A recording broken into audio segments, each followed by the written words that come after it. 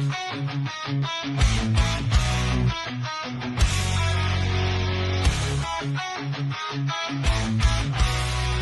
the white thunderstorms, we ride on the back of our cars in a fearless flight. Sons of gold, hearts made of fire, conquering lands, fueling our desires.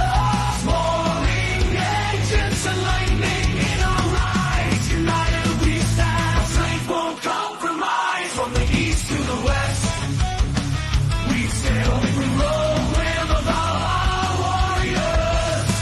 Never feel alone, landscapes of freedom. Beneath open skies, a promised land where our spirits arise. We battle the storms, the tides of the sea. Now we've arrived in the land we're meant to be.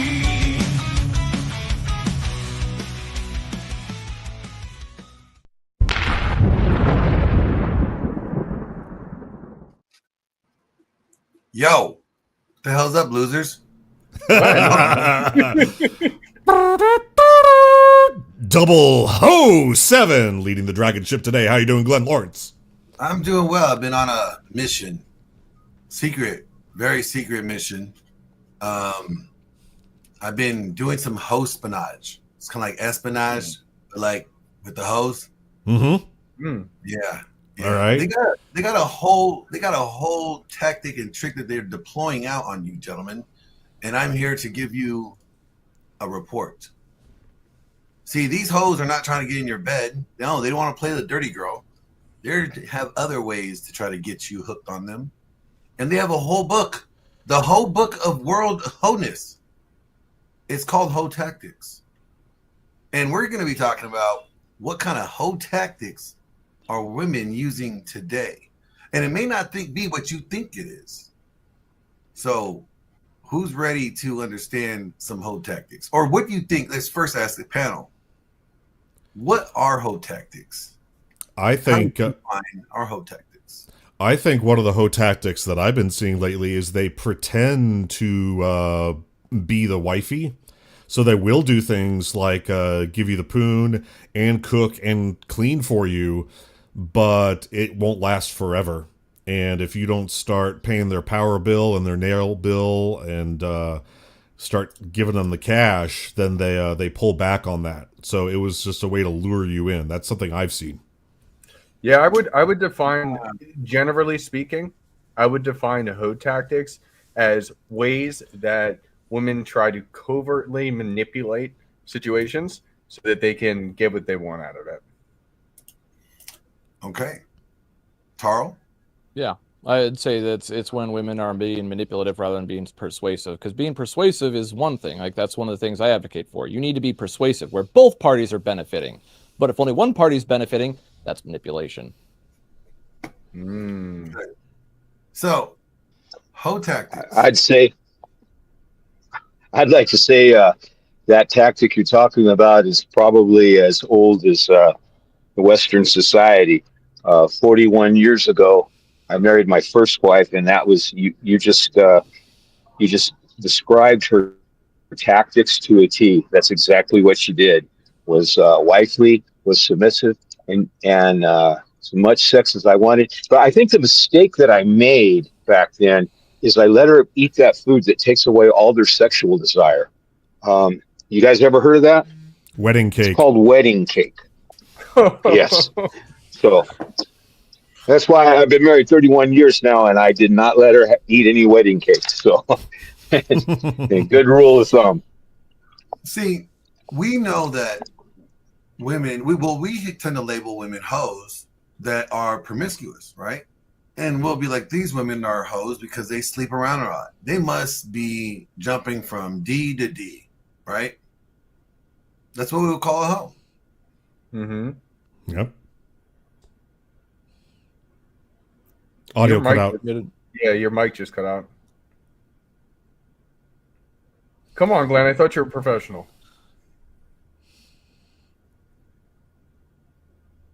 Yeah, it's not coming. It's not coming through. Your computer doesn't like you, Glenn. It's trolling you now. Disc, go ahead, leave and rejoin. We'll get you up here. All right, how about now? Hey, There we go. there we it go. is, and that's the real mic coming in now, not the fake mic. So, so like hoes, we know hoes like to sleep around. That's what you're used to, right? Yeah. The new hoe is not one that sleeps around. Actually, that's going to be the least thing that they do. Okay. They're trying to present potential sexual relationship in the future, but no actual sexual interaction. They think a good hoe is a hoe that doesn't even get naked with. She gives you the illusion and the desire that there will be eventually. So what they're saying is like one of the highest levels of hoedom is having the unwavering skill of self-confidence and be able to garner what they want from men without any exchange of sexual favors. So a simp leader. It's your trad girl from church. I'm not going to sleep around. No, I'm holding out for marriage, but I'm going to give you the impression that you might be the guy that I marry. They're not prostitutes by any means. And guys, we've said this here on the DragonShip many times. Men love hoes. All men love hoes. They don't want to marry a hoe, but they love hoes. Men love hoes. I mean, if men didn't love hoes, hoes wouldn't be a thing. Right? Yep. So they know that because men love hoes and what hoes represents a sexual or a beauty, right? That men want to obtain, conquer, possess, right? They play on that, but they have no intentions in giving that. A tease. Oh yeah. Yeah, I see it all the time in like Discord spaces and stuff like that. It's one of the things I tried to warn a lot of the fresh and fit guys about. And what was that? Oh, attention whores. They sit there, oh, I'm red pilled, I'm avoiding all these bad girls. I'm dealing with nothing but good girls now. So like, yeah, women always sell that purity, even in those spaces, and they always don't want to come off like a hoe. So what are they going to do? Oh, I'm just coming here to talk about anime and video games. Oh, I'm just here to hang out and shoot the shit with my tits out. But what happens is, well, no, not even with their tits out. What happens is they'll come in, they'll try to garner some attention. If they don't get attention, or say another woman is getting attention, what do? They just fucking leave. And if I'm following them, I see where they go. Oh, then they popped up in the other voice chat and there to get attention. So they're clearly being an attention whore. But yet guys keep thinking, oh, I'm going to make myself an emotional tampon. That's the terminology used in the red pill spaces and whatnot. And they think that, even though they're red pilled, they're thinking, oh, this is fine. I could be an emotional tampon because there's no harm in it. It's all fine. But what's actually happening is that you are actually giving that girl attention. And it doesn't matter. Women like attention, negative or positive, and negative attention is actually more tantalizing. Oh yeah. Shout out to you, Danny. I see you in there. Hoe tactics, like we think of like the girls on OnlyFans are hoes. We think the Insta thoughts, they're doing hoes. And they might well be. They're still reaching for the attention, but the trad wife, the conservative, they're just as hoish too. They're just deploying their hoish ways more covertly. Now, you guys remember last year, right? The infamous Cake Gate. What was Cake Gate? Oh, you don't remember? No. Isabella Let's DeLuca get a lesson. and the tits from Cake Gate. Oh, man, I need a history lesson here. All right, hold on. Let me just share it with you. So there was this girl named Isabella DeLuca on Twitter. She posted a video of her making a cake. Right? Oh yes, but the camera was centered elsewhere, directly at the breastises. Now she was very well blessed. Mm-hmm. Like, what do you mean by that? What do you mean by that, Glenn? Tracts of land. Let's just say I have conquered many mountains I have climbed many. She has some big ass titties, man. That's all I gotta say. She has some tickle bitties. Okay, so just wanted me to say Okay, that. all right. See what Welcome he to did right Tiggo Bitties. He tried to get me to say it. Damn it, Huds. Here we go. Like here's the video. This is the video from her cake gate.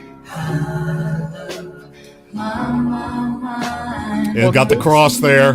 Gotta have the cross.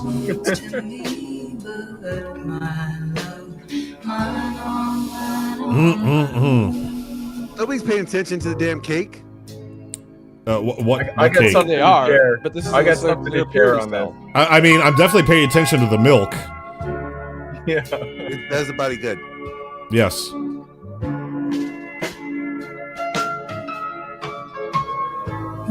Well, you spilled a little bit there, sweetie. Let me lick that off for you. That's why a real cook would have an apron. Yeah, where's her? You can't have an apron. No, It'll that's cover what the the shit's city. for. Gotta get some splatter on it. All right. So, right there. Now she is a conservative. She's, is very conservative on Self-proclaimed. Twitter. Self-proclaimed. Yeah, self-proclaiming conservative on Twitter. She goes to all those like TPSU or Elemental P, trad events, and you see her on Fox News every once in a while.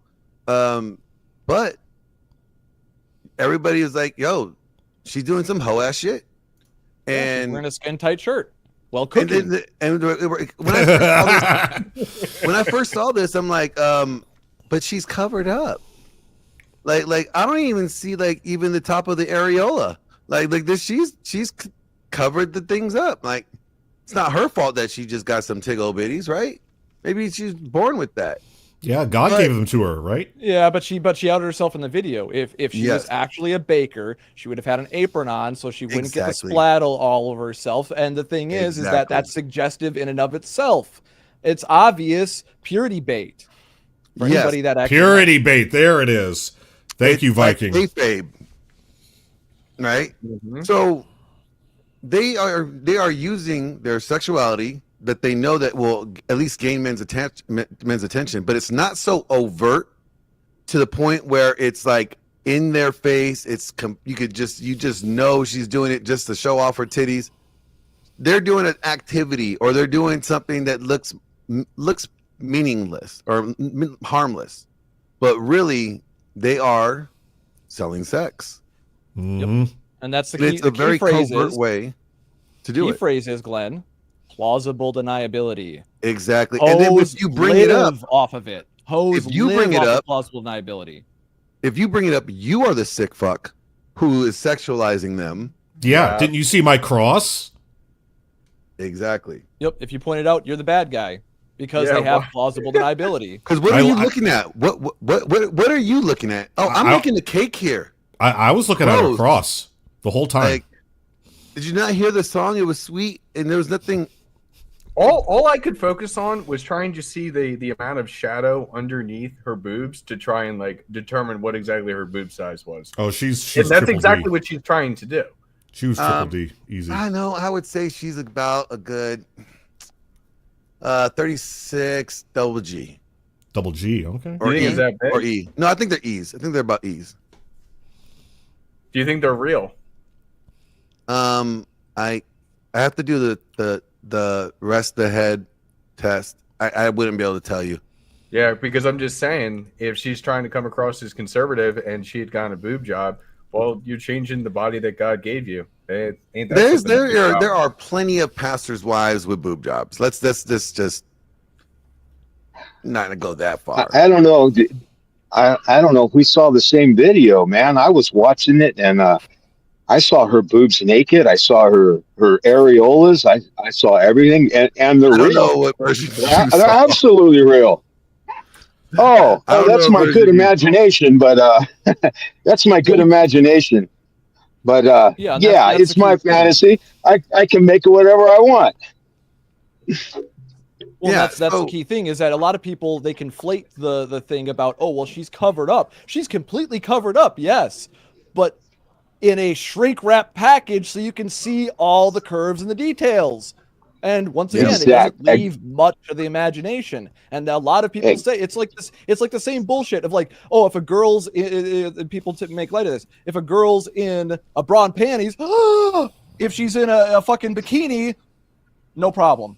It's like, but what's the difference? The plausible deniability. Oh, it's a swimsuit, not underwear. But there's no difference, literally, in the outfit other than, oh, it's got lace instead of spandex. It's so true. But, you know, guys are funny, too. I don't know if you guys ever been to a nudist beach or a nudist park or anywhere like that. When I was stop it. when I was in my late teens, no, I was in my early 20s. I went to a place called Black's Beach in San Diego, and you have to park high on a hill, and you have to walk down this cliff, and that's why it's a new beach, is because you know, it's not legal in California, but because it's so hard to get to, everybody can see the cops coming and get their clothes on. So that's why it's kind of a new beach there. But as you park and walk down, you start seeing these guys that are in the cliffs that have covered themselves up in tents and these super telephoto lenses, and you see them in there, and you know they're just being perverts, right? So you get to the bottom, you think, okay, I'm going to wear my swimsuit, you know, and you get down there, and then you see all these people, and I mean all walks of life. You got old people, young people, the college is right there, so you got all these La Jolla co-eds there, and they're all naked, and you're out there mingling, and all of a sudden you feel completely uncomfortable, like you're one of those guys that are up on the hill just being a pervert. So to not feel like a pervert, you go ahead and get naked. Then after a while, as you get comfortable with it, you start realizing, you know, here's this really hot, you know, college freshman that you're talking to that's laying on a towel. She's completely naked, and you're noticing things like her dimples or her earlobes. You're not even paying attention to her being naked. I don't know if it's a subconscious thing, is that you don't want to get caught looking or caught being weird, but it's really strange that I started realizing that once this is gone, you start looking at things like that. And I had a little endeavor going on back then. Me and a friend would go down there on the weekends, and we would carry beer down there, and we'd sell beer down at Black's Beach. We made a killing. But you notice after being there for a while, that's what you do. A pretty girl's walking up on you, you know, you glance at her boobs and her bush, but you start noticing all kinds of other things. And I thought that was a real strange psychology of why we do that. And then I heard a comedian one time that made a joke that we only want to see on a woman what she won't let us see. And it's like the Muslims, you know, the big meme that their wife was showing their ankles, you know, or they got to see some girl's ankle and they got a big boner. Well, the same thing. The comedian made the joke over in Uganda. You know what turns them on then? It's the little part of their lip that's right under their nose when they take that plate out that you get a look up. That's like the most erogenous zone to them to look at, because that's what we want to see. We want to see what they don't let us see. So the whole point I was getting at with the nudist thing is that, quite honestly, dressing provocatively is a lot more provocative than being naked. And that's something to do with us. We because we're using our imagination. When we're looking at something, the point I was making when I was looking at her, I saw her naked because that's what my mind wanted to see. That's what makes it provocative, is we get our mind going, and we know the greatest sexual organ of all is our mind. Yep. And so this made me bring up the thought as I'm reading this like book here about hoe tactics. There's an online element to this, right? And they are, as I mentioned on Twitter about the Twitter thing, we have hoe tactics being deployed in the most things, areas that we would not expect. Like in our spaces, women love coming in our spaces. They come in our spaces and they advocate for our points of view. They show that, like, men, we are with you too. We want men like you. We want men like you, men. Yeah, you guys, you hardworking, manly men, non-man bun having men. We want you. We're all the real men at, and guys are like, hey, Glenn, what are she you gets us. talking about? What are you talking about? These people that are infiltrating the space, like they're not trying to do any of that. Well, it's such a good example of exactly what you're talking about. Like, come on, guys. Just And it's not just like her. I mean, even how many single mommies are on YouTube? Too many. They're grifting off of, like, hey, I am this. I'm talking about this. I'm bringing up these topics, right? There's a lot of single mommies out there that are appealing to men, and they don't. These guys don't even realize that they're deploying a hoe tactic. They're not using anything sexual to get you invested in them, and they are getting you to be a sponsor for their lifestyle. See, these hoes actually have 3 categories. They'll drop you in 3 categories. You are the treat, right? That means somebody that's like a foodie date. Okay. Mm-hmm. This is their words, not mine. All right. You got the treat. You got the trick. The trick would do like small, like small ticket items. Oh, let me help you out getting your oil changed, or let me help you out with this, right? Then you got the sponsors. The sponsors are the ones that are invested. The sponsors are the ones that sign up for that YouTube membership, right? Or that private Discord, for the low price of, $39.99, right? And they get you hooked. And now you are sponsoring this lifestyle for them. That's where they want to get you. Now, they're not selling sex. They're selling the image of the woman that you would want to desire, that they know that they are not. But so illusion. Glenn, have you seen this in person at any of your churches? I see a lot of them. Mm-hmm. There are hoes everywhere. So what? I live in the hoe zone layer. So this is a common framework, Mike. That I wanted to talk about this because a lot of guys don't recognize the death by 1,000 concessions. They think it starts once they're in the relationship. No, it starts before they get in the relationship. And if you give up enough ground, that's how beta males, air quotes, get into these relationships. They make enough concessions for the girl to tolerate them. And that's what makes them the placeholder boyfriend that Rolo talks about. The thing is that if you actually are good at setting boundaries, you're going to lose a lot of girls because they're trying to finesse you. And that's why a lot of guys will not cut girls off that are fishing for attention.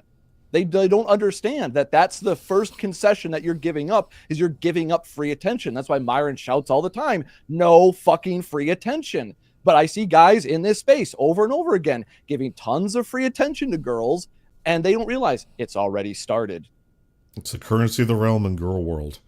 But so Glenn, shout out to the Sims. So Glenn, what are some of the things you've seen them do in church? Because it doesn't have to be in church. I'm talking about more like before we even get to the church, let's just talk about like our everyday life. Sure. Most of us are creators on this space, and we would say, okay, we know that like Nala Ray, the infamous OnlyFans content creator, big time hoe. There's plenty of facials that showcase that, right? Nala Ray, the reformed, born again virgin.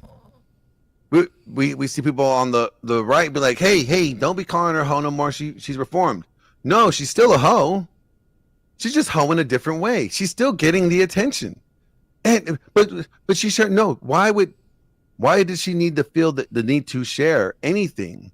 Now that she's married, she's wifed up, like, shouldn't her attention be on the man who saved her from getting all the facials? And her children. Right? Yeah. So these hoes are transitioning from, hoeing and blowing to giving their opinions and, dumb stuff on YouTube, trying to give you dating advice, relationship advice. You know, they should, if they're going to be doing any type of podcast, let's just say these hoes should be talking about how to like not have a gag reflex or something, not how to, you know, make your marriage work, because it's not consistent with them. But the fact that they're using our talking points, they're using talking points that guys are concerned about, and that guys worry about, that are important to guys, and they are drawing you in.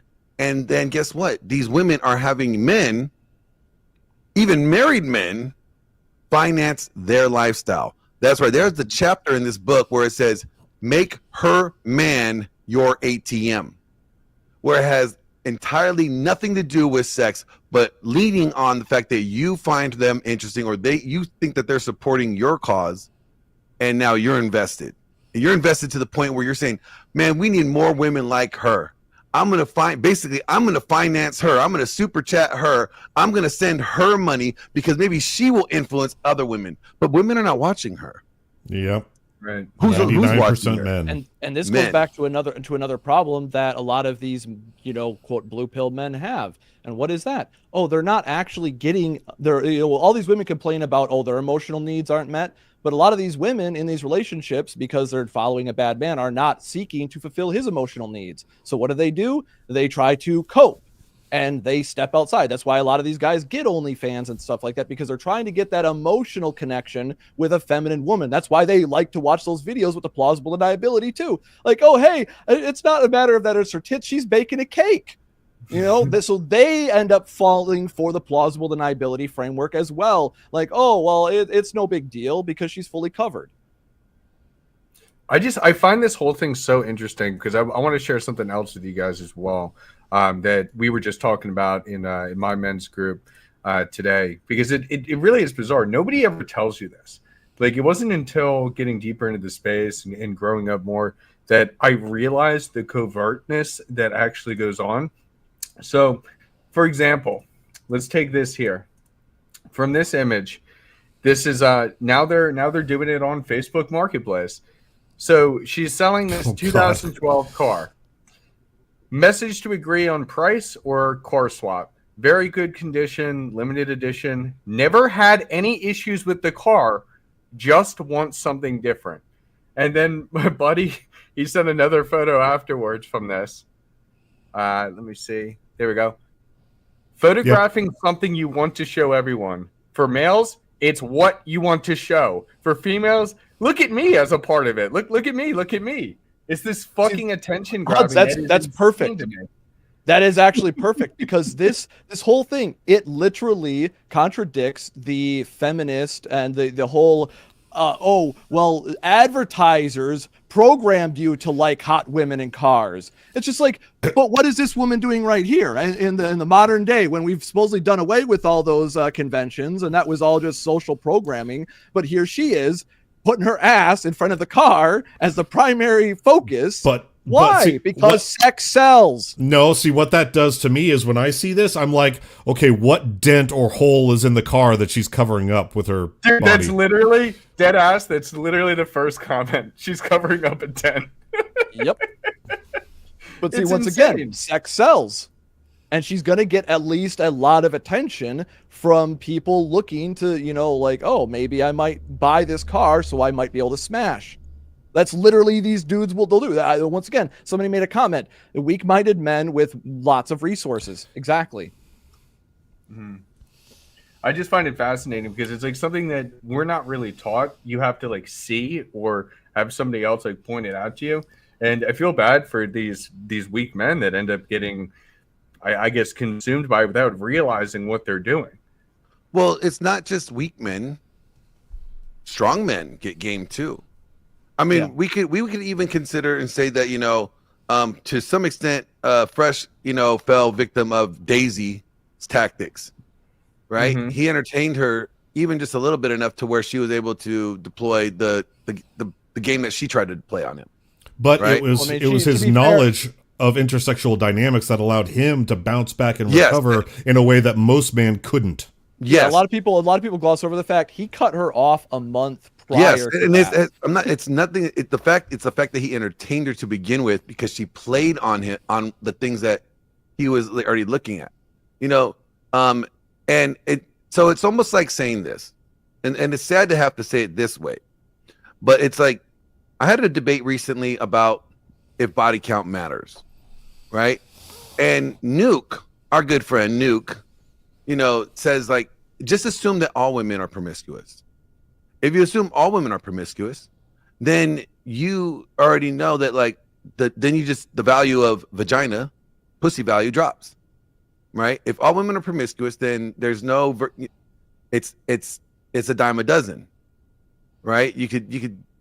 There's many of them.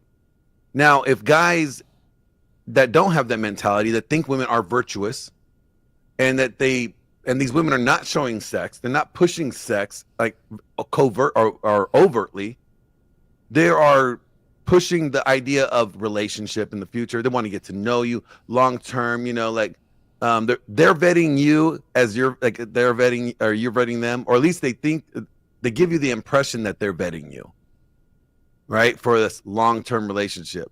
Mm-hmm. It's more of a game. The idea for them is like, okay, we don't want to be hoes. We don't want to risk like all the sexual STDs or to be known and have a high body count, but we want to be around these guys. How do we make ourselves interesting enough to where that these guys want us to keep us around? And let's talk about the stuff they talk about. Let's even care about the things that they talk about. After a while, yeah, they're probably pointing out, yeah, we don't like these OnlyFans girls either. They probably don't. But they're playing on right. the fact They're true about that. There's competition. A lot of guys forget. Yeah, they're gonna side against those other girls because they're competition. Hi, my name's Becky, and I've totally been into Warhammer 40K for the last 3 years. I don't even know what Warhammer 40 what is. What is that? It's what Rolo does. And AJ, the figurines and the tabletop gaming, and in other words, nerd stuff, Glenn. Nerd stuff. Yeah, nerd stuff, Glenn. But in other words, woman assumes the hobby of men in order to bag a man, and then as soon as she bags her man, she drops interest in that hobby, and then criticizes the man for being into it so much. And so, the important thing here is, this should make men want to double or like up their level of vetting. You know what I'm saying?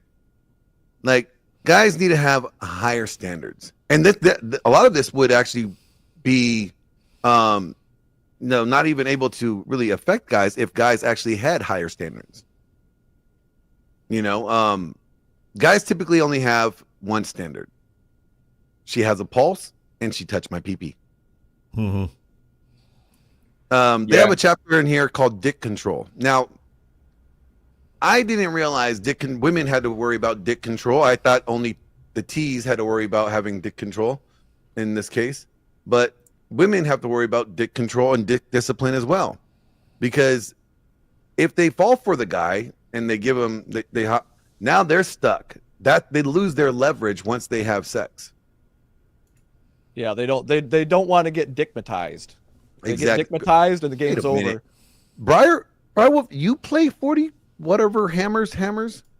How do you not know where Warhammer is? It's like Dungeons and Dragons. He knows. It's He's just style goofing. things. Wasn't Warhammer like the UFC, like the fighting shirt? Didn't they have like the war? Yeah, Glenn definitely is just fucking with us right now. Yeah, it's okay, Glenn. Love you, Glenn. Fuck you, Tarl. I remember we went over this one day. AJ literally showed you the figures. I don't forget, Glenn. Okay, the figurines that you made. I thought that was Dungeons and Dragons. No, that's Warhammer. Is it like that? Anyways, you guys are Two retarded. games. You guys are Two both games. nerds. All you are nerds. Don't worry about it, Glenn. Do you That's just want to what talk it about is. Legos instead? No, let's not talk about Lego. That's your game. That's Lego game. So you're in filmmaking, Glenn, so you understand about at least a little bit about the special effects and model making part of things, and that's where a lot of these games comes from. Is it plays into that industry. So I mean, that's pretty cool. Like if you think about it, but now we're talking about nerd shit, and we need to move back. Yeah, moving on. So these women are gonna use these new tactics, or not. It's not even new tactics. These are all old tactics. Nothing's new under the sun, but it's just a different way that they're deploying them. Before they were leaning a lot into sex, pushing how sexual they are, how nymphomaniac they are, and they just, want to find the right guy, and you're thinking that's you. But now they're not leading on that so much. They're still using sex, but that's not their number one weapon. The number one weapon is your interest. They want to care about what you care about. So if you're worried about the dating market or the marriage rate or how left the culture has gone, they're going to care about it too. So Glenn, have you seen like MAGA grifting gals? Is that one of the tactics that they've been deploying? I'll say this. We see a lot of women pushing marriage, telling men that they should. No, marriage is a beautiful thing. Candace Owens, she pushes marriage. Candace Owens, in my opinion, is a feminist that just doesn't like abortion. And we have to realize these hoes they're just as feminist as the feminists are, but they just wear red and vote for Trump. Now, you know what? I will push back on you. I do not believe that Candace Owens is being a hoe. I don't think it's hoe tactics. No, she already graduated. She's top hoe. She married. She said she's a feminist, not a hoe. Yeah, I didn't say she's a hoe. Right. But I'm just saying when we're talking about the tactics, like AOC is a prime example of using looks to get what she wants. I don't think that Candace really does that. You don't have to use looks. It's talking points. See, one of the tactics that these women use is called like over prattle, power prattle, right? It's where they just talk a lot. Solid. Yeah. And they get you to invest. You're just listening to them, right? And why? Okay, if you're not with them, you're not banging them, if you're not, trying to date them, why are you listening to them complain about their day, what's going on with their life? And you're just sitting there. Mm-hmm. And to me, that's what they're doing is it's a like a shit test to a degree. How invested is this man who is gaining nothing from me really is? Is he willing to listen to everything I got to say, log on, watch my stream without anything in return? Actually, I get to garner more from him because not only is he going to listen to me, but can I get him to support me? Support my prattle. So does he really have respect for his own time? And if he doesn't, how much more can I get out of him? Exactly. Yeah, because what Glenn's getting at is, well, if Candace was so tradcon, number one, why does she need other men's money from like YouTube advertisement and super chats? Because her husband's rich, so she shouldn't need all that. And then why is she posting online anyway? If she were a true tradcon, we wouldn't even know who Candace Owens was. Well, that's what I'm thinking. No. I disagree. I disagree about that. I think that Candace fundamentally does align with these values, and she enjoys having that discourse. I think she. Let me just say this: there's no such thing as tradcon, traditional conservative women anymore. Okay. If you want to date a tradcon, my grandmother's 96. She's at the old folks home. That's your last generation of tradcons. We have tradcon lights that want to present this tradcon, worldview, but none of these women are making butter. None of these women are not just giving their kids a tablet and letting their kids just watch some, program on Nick Jr. or whatever. No, they're on here. And they're telling you how trad they are. Yeah, and Candace is traditional. She was very woke, but she got woken up when she started to, trying to be independent like they tell her to, but then she's not allowed to do the things she's told that she's allowed to do. She's like, well, this is hypocrisy. They're full of shit. So that's what woke her up. But she's a strong, independent, modern woman, air quotes around all that, right? That's what she was and is. But she woke up and she has a genuine respect for more traditional values now. And that's why Glenn makes a good observation that, she's very feminist, but she doesn't like the abortion part of it because she understands the reality of biology. I would say, you know what? Allie Beth Stuckey is another one. and she leans way more on the religious, the Christian side of things, but she is just as feminist as the purple-haired chick at Starbucks. Yeah, I mean, pretty much everybody's a feminist because the basic thing about feminism is should women be able to vote. So if you don't have a problem with women voting, you're technically a feminist by definition. But there's all the other shit stacked on top of it over the last like 200 years.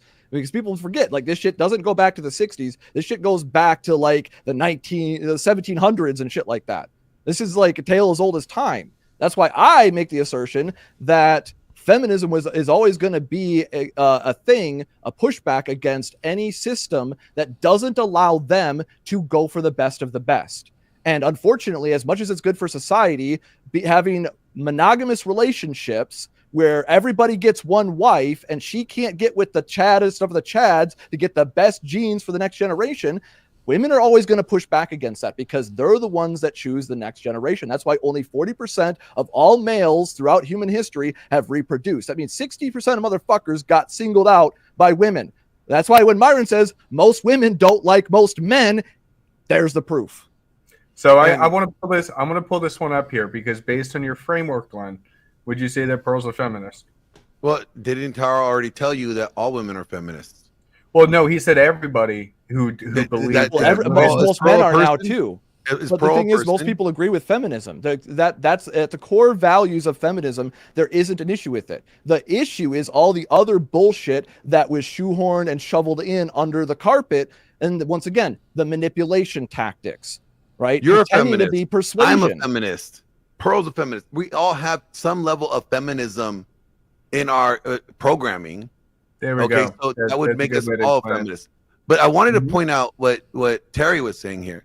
And shout out to Terry, been on her channel. She's cool people. She's a feminist. No, I'm kidding. She's like, there's no strong women. There's no strong women, only weak men. And that really is the problem. I like that element there is that we have weakened men, and men have been weakened to fall for these tactics, these little tricks that they do to get you to invest in them. And we're seeing now that we live in more of a digital world than we ever have before. Okay, most of the time people are meeting or talking when people are on like this. There's all these different platforms or all these different like chat rooms or video calls. Just we're in it, and these women are now adopting climate or the current technology and the culture that we live in and finding different ways to deploy these old but very necessary tactics of hoedom on men. And we just don't think of it the same thing. We don't think of the girl that's on YouTube or on Twitter or whatever that's dressed attractively, that's appealing to the eye, but could be talking about the leftists as bad people, right? We don't see her as a hoe. We don't think of her as deploying hoe tactics. We think of her as good girl, wifey type, and then now that kind of gets you hooked on them, and now you're consuming their content.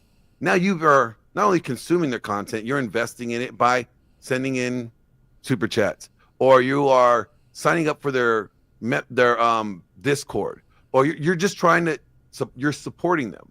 Your time, your effort, your resources are supporting these women, which they may be giving out a good message, but the message is not necessarily what they're really trying to push. It's to garner your attention and your investment and not really change anything.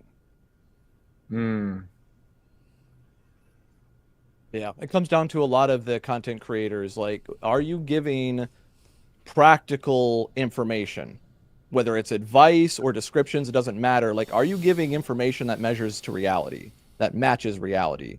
And is it useful to people? That's the question. Or are you just regurgitating things and more or less complaining about the problem? Because that's the thing. A lot of people in this space will complain about the problems, but they won't offer any sort of perspective that helps you solve problems. That was one of the issues that I had with many different spaces. Because like I said, I used to be what most people would consider a progressive leftist, right? But what happened? I always err on the side of truth. So the more information I get, the more refined my positions become. And I compartmentalize it. I don't try to group things together and be like, well, because I have this one political view, now I can't hold this political view because those people that mostly talk about those things agree with these things. It's like you're falling into groupthink then. It needs to come down to the context and the nuance of each situation. And I know that takes a lot of mental effort. Oh, that's a lot of work, Viking. Fuck your feelings. That's how you solve problems, is using your goddamn brain. We're men. We're designed either by the universe or by God, however you look at it, to work. Yeah, we have to solve problems. And if we're bad at solving problems, we suffer. If we're good at solving problems, life gets easier, relatively speaking. Like, people wonder, you know, I've like kind of been jealous of me about things in the past I found out through the grapevine. And it comes down to they thought that I had somehow I had it easy. I've never had it easy. I've had it extremely difficult. I make it easy through effort and hard work. And Yes, that's sir. when people see me winning. They're like, oh yeah, he must have cheated. No, motherfucker. I went through the fucking trenches and came out the other side and brushed myself off. And Because now they you're didn't like, see your 99 failures. They only see your one success because you move in Exactly. silence. well, and this happens with my own woman too. I make things look easier for her, right? So and going back to the comment before, it's just like, yeah, there aren't truly strong women typically. Women are very insecure. But if they follow a strong man, a truly strong man, like, I empower my woman. I make her challenge herself. And when she rises to that challenge, she's always thanking me over and over again, like, oh, I didn't think I could do it. And I'm just like, yeah. And who believed in you? I did. Right? Other people just tell her, oh, just give up. Oh, it doesn't matter. You're just a woman. No, I'm telling her, no, I've seen what you can do. I think you can do that. And I think you should. And I want you to. And because I tell her that, then she does it. And then she's like super happy and impressed with herself. And guess what? I empowered that woman. Oh no. Red pill guy, fail, right? Oh my. Now we've got some super chats here. We want to thank everyone for stopping by the Dragonship today. It's been a long time since H0E has been here or has hosted, and the city is burning down around him as we speak, but he is braving those flames to bring us Listen, somebody his has message to do today. it. I'm doing this for you. I'm here dying from the smoke everywhere for you guys. Yeah, okay? he's on a generator, he's on Starlink, and he's probably going to die today. And so as his last act on this earth, he is bringing you this valuable knowledge. So we want to thank him for that. Now, someone who is not here today, Paul, for reasons, is he has a new book out. He has a great new book, and this book is specifically for men and LTRs and marriage. Has your bedroom dried up? Has she stopped giving you the Glock? Has she gone into starfish mode? Well, Paul has a brand new book to help you out with way that. too good. Paul's got a brand new book to help you out with that. Here it is. Are you tired of the dead bedroom? Wondering what happened to the passion, the connection, and the spark? Well, here's your answer. Introducing Get Her to Fuck You Again, a red pill guide to fix a dead bedroom, now on Amazon. This isn't about manipulation or tricks. It's about real strategies that work. If your wife has stopped being intimate with you, it's not because the love is gone. It's because the attraction is gone. And that's fixable. This book will teach you the skills to lead your marriage, rebuild your confidence, and become the man she can't stop thinking about. 3 reasons to get this book. 1. It breaks the cycle. You'll learn how to stop doing the same things that are killing her attraction and start doing the things that reignite it. 2. It's practical and proven. With clear, actionable steps, you'll build yourself into the man you were always meant to be. 3. It works for men like you. Paul Bauer has helped hundreds of men just like you fix their dead bedrooms. And now, it's your turn. Don't let another day go by feeling frustrated and disconnected. Go to Amazon right now and buy Get Her to Fuck You Again. Read it, apply it, and watch your marriage transform. The connection isn't gone forever. You just need the roadmap to get it back. And this book is it. Like this. And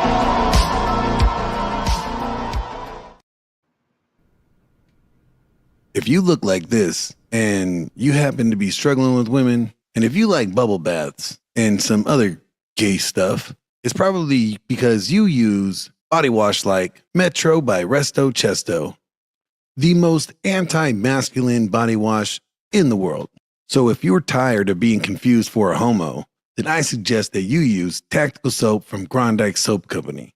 It's a game changer. That's right, a natural pheromone soap that enhances alpha status, masculinity, attractiveness, and charisma.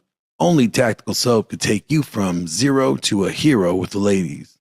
If you want to get successful with the ladies like yours truly, Glenn Lawrence, then I suggest that you order right now and get your own Tactical Soap from Grondike Soap Company today. Grondike Soap Company cannot guarantee that you will get a brunette and a blonde in the hot tub with you like Glenn Lawrence, but you may get a redhead. Good ad. That's great. I love that, Glenn. I have used Tactical Soap before, and I can confirm that it does work. Women will bury their faces into my neck and inhale deeply. They love it. I use it because it's just good soap and it doesn't have a bunch of additives in it. Yep, no I additives. love the like a good soy natural boy soap. The free pheromones, soap. I'll be honest. I'll be completely transparent. I don't care about the pheromone bullshit at all. And Yeah. it's not bullshit. Yeah. It actually does have a subconscious effect, not an overt effect. But once again, I digress. It's good soap. No, it's great soap. I love it. I love working with them, and it's fun because like they lean on the whole masculinity alpha thing. So like it's fun to like make jokes about it. And actually, I made this video. This was for last night. I did like a super chat war with my friend Resto Chesto, and he's like the most like Metro guy I know. So I just like I'm just gonna lean in and just like make fun of him. It's kind of like that one Huds. You know the one I'm talking about? You know, I do know the one you're talking about. You know, like I helped Huds before. You know, like I increased his dating clientele list. No, you didn't. You just confused the message to my entire audience. What are you talking about? Didn't you get more people from hitting you that ad. up? No, I didn't.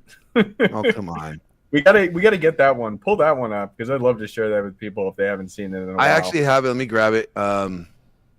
It's really the service that Huds provides. Vidar, welcome in. Brother of Thor, son of Odin. Like literal brother of Thor. Thank you. Great to be here. Great to have you. While you're finding that, Glenn, let's go ahead and Mike, if you could read out the super chats. I want to acknowledge those that have acknowledged us. We very much appreciate you. Danny Arnold with the $5 super chat. Are you sure their book is called Ho Tactics? Are you sure she isn't called the Ho-Rum? Yeah, I put you in a trap. I wasn't going to read this because I don't know what I'm trying to read. Like what? Ho-Rom-nomicon? Like the Ho-Rom-nom- Necronomicon, the Ho-Ron-nomicon. Okay. Bound in human skin. We won't say from where if it's for hose. Okay. All right, Danny Arnold. Work on the pun better next time, my brother. And and now Wrongful Rage, he donated $10 back to back, which equals $20, which means he gets something very, very special. Thank you, Wrongful Rage. Here you go. Thank you for the super chats. Boobies bouncing, can't stop that. From the east to the west, you are the best. Keep those chats coming in, let's do it all again.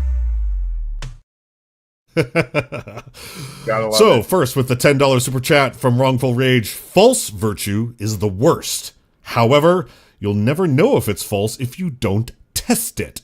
In other words, ask good questions early so you're not terribly upset later. Worldview matters. Yes, it does.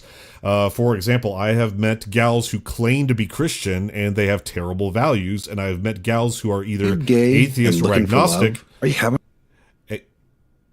I have also met gals. Calm down, Glenn. We'll get to it after. You guys don't have it set to where He's you. prepping it. Yeah. And I have also met gals who are either atheist or agnostic who have good values. So, I mean, we've all heard of that Christian stereotype of the person who pretends to be Christian and is really a terrible person, like gossiping behind people's backs and backstabbing at church and stuff like that. That's an example of bad values. So just because they say they're a Christian and their dress goes to their ankles, that doesn't mean crap if they treat everybody else like shit. So very good point to bring up there. And then thank you, Wrongful Rage with the $10 super chat. Wait, you listen when they're prattling? Fuck! I just skim to the end and say damn or okay, and usually works out. Yes, the nothing box. No. What you do? You just go like this. Oh shit! Wow. That's crazy. Wow, that's crazy. Yo, girl. Yeah. I listen to everything they say because they snitch on themselves left and right when they do that shit. It's true. That's true. They do deploy a lot of their own. They just give you so many details. Like the best thing that you do for let a woman talk.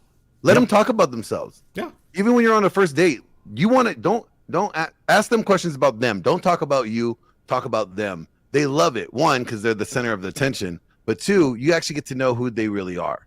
Yeah. But you got to ask interesting questions. So, like, for example, like those types of things. If you could pack up right now, you could just stop your job and do whatever you want and go wherever you want, and money didn't matter. What would you do? And then when you start to get that imagination flowing, exactly as Vidar said, it's the main sex organ. Mm-hmm. Yep. Absolutely. Tiki Tack with the $10 super chat. I'm starting a competing line called Tactical Soap. Okay. Tiki Tack, are you offering sponsorship? All right. Okay. I will get behind you, sir, in this product. But we gotta sell it like cool.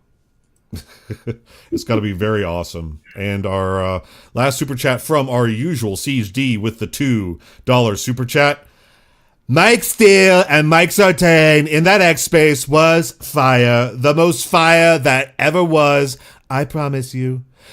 Thank you very much, Siege. Yes, that was pretty cool. I did hop onto an X space with Mike Sartain and Rolo for a little bit, and I did offer up a small disagreement. But then Rolo taught me a concept that I hadn't heard before. It was the concept of tripping over your own dick. And it was I made the mistake of putting me with girls, not on my IG, but on my dating profile. And so the responses I would get from women who were matching with me was, hey, so like, are you even single? Or I would have 3 pictures with girls and they were all redheads. One was a married stand-up comedian. Another one was a model who's a friend of Donovan. And another one was just a random gal.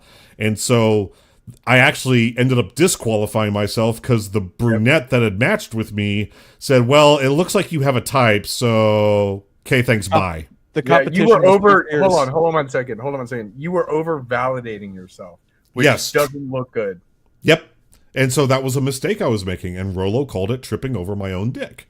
And so I've taken those off my dating profile, and I do leave them on Instagram. So if the gal stalks me on Instagram and she starts seeing me with a bunch of chicks, it is what it is. But that was not my first foot forward. Yeah, women are good if you're trying to get the women interested in your lifestyle. But if you're trying to get them interested in a relationship, having that many women, especially those sort of attractive women around you, most of those average women online or in those dating apps are going to look at it and be like, you got the pushback, you know, like, well, I guess I'm not your type, because there's look at it and they're like, oh, that competition is way too fierce. I'm not competing with that. Yes. Now, Glenn, you did have a part 2 to your tactical soap. Oh no, it's not the tactical soap. This is what made Huds' business boom. Oh, yes. This promo right here put him on the map. Just watch. Are you gay and looking for love? Are you having a hard time? Are you wanting to find meaningful connections? Not just guys that want to pull their pants down, show you their Johnson, and make you suck their dick while you're trying to read a book? You find yourself striking out at your local gay watering hole? Strike 1, strike 2, strike 3, and nobody just seems to be interested in your gay ass? You should contact the Hudsman, the dating coach for the gays, Philly's best. So if you want to end up like these carpet munchers who got married, or these Peter Puffers who got married and living their happily gay after, then you need to reach out to the Hudsman, guaranteed Philly's best gay dating coach just for you.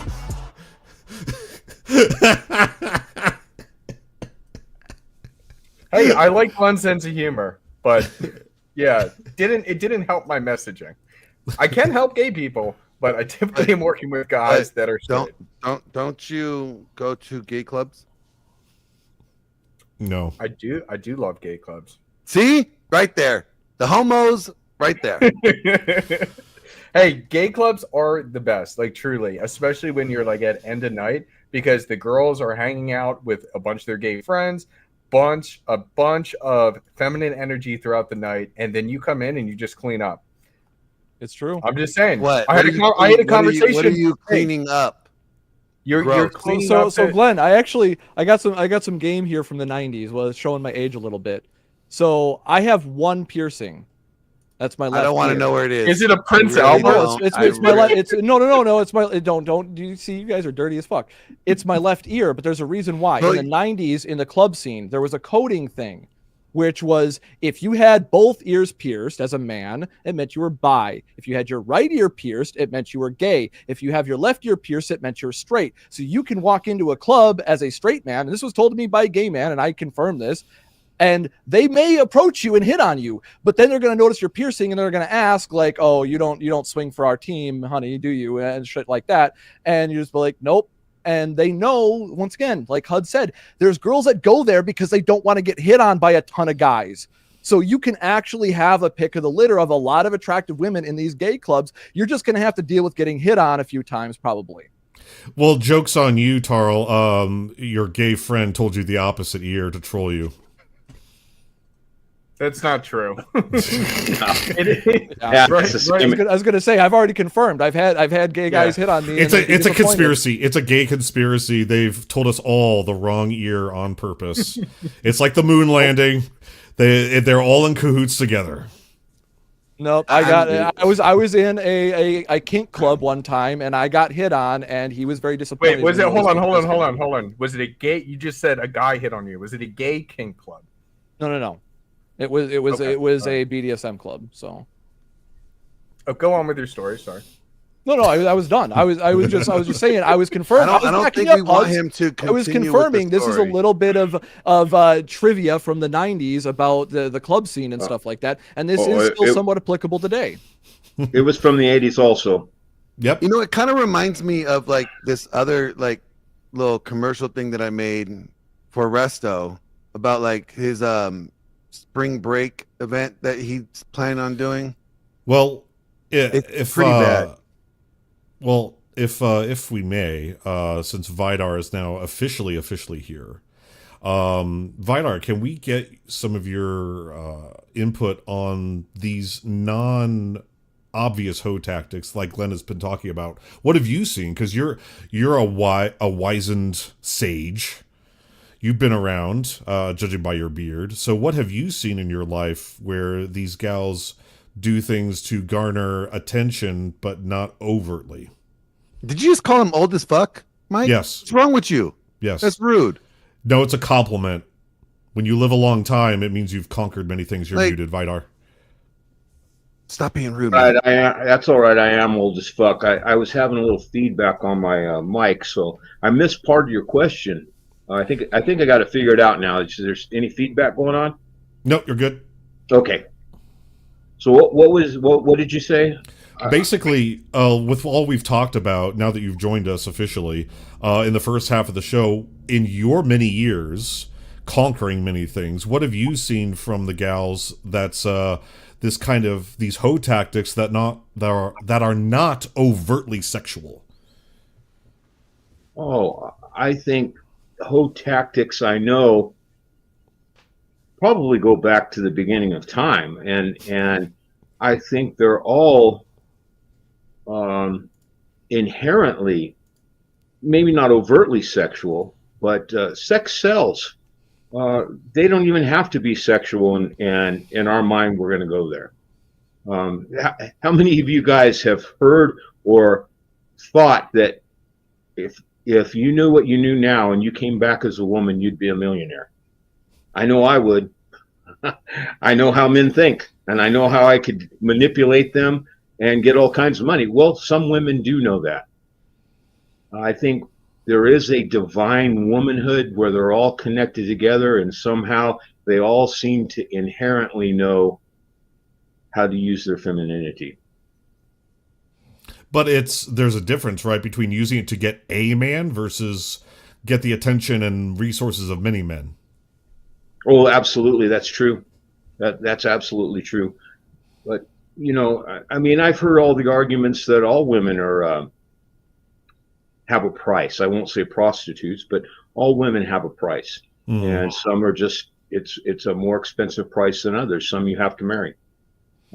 There's the ones that are bad that I would call the hoe tactics are the ones that do have a manipulation in mind.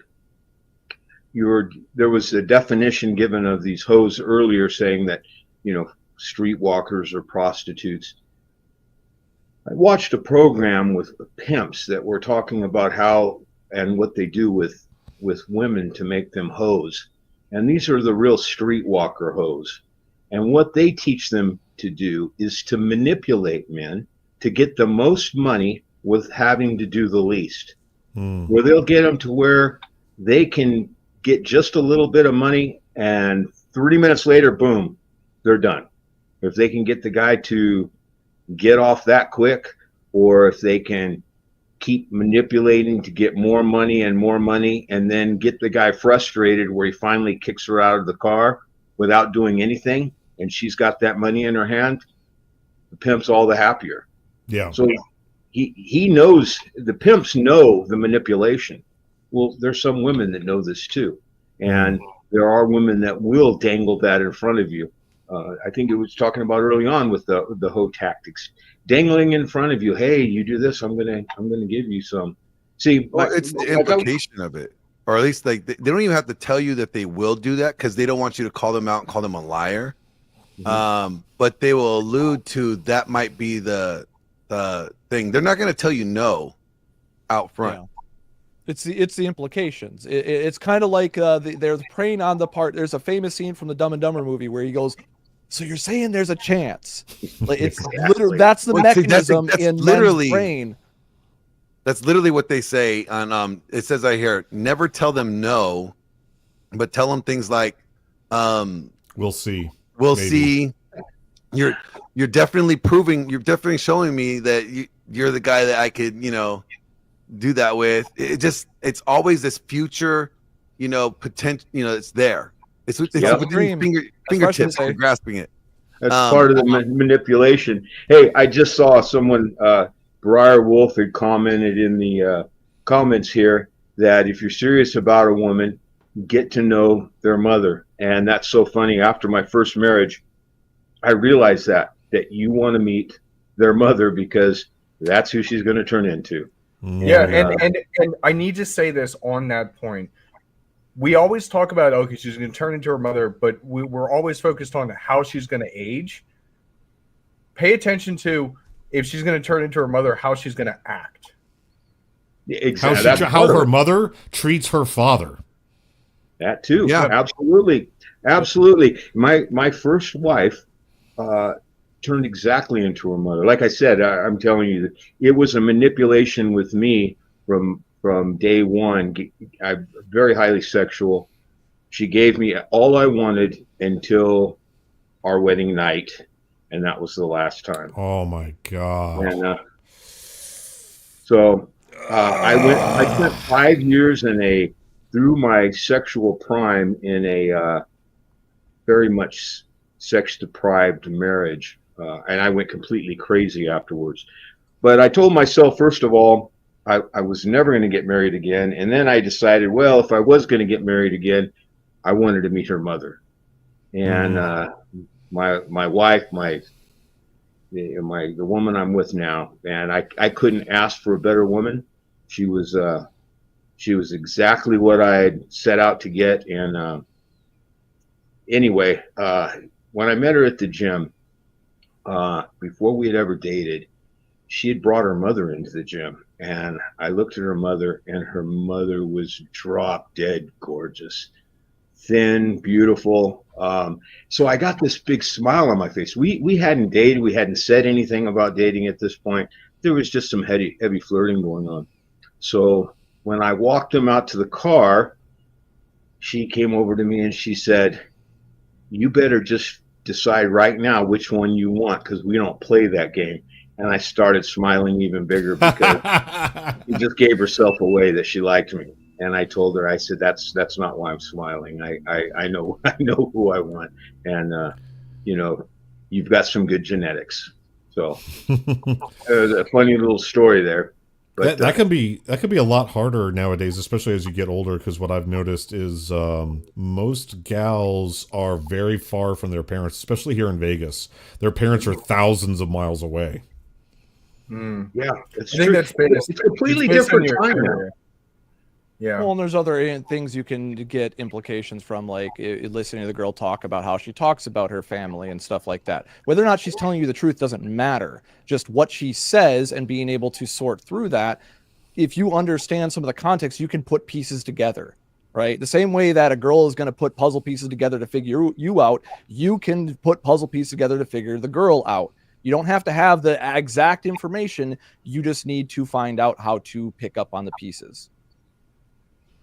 I want to hit on this, like, since we're in this content creation space, and this is where I see it the most when it comes to these whole tactics that are the most like covertly done. This girl writes this chapter, right? The chapter in Hoe Tactics, chapter 16 is literally called "On the Side, Making Her Man Your ATM." Oof. So now, not many of you are gonna know a bunch of hoes in person, and you're not gonna pay these hoes in person, right? That's dumb. Most guys won't do that, unless they're actually really banging them and they're paying for a service. But how can a woman get money from someone else's man without sexual interest? Well, they deploy a few different interesting tactics that most women don't do. They're comfortable with this situation. They're comfortable with you being married. A lot of female content creators are comfortable with that. Most of their male audience are married men that are, have kids, have a wife, but these women listen to them, right? These women listen to them.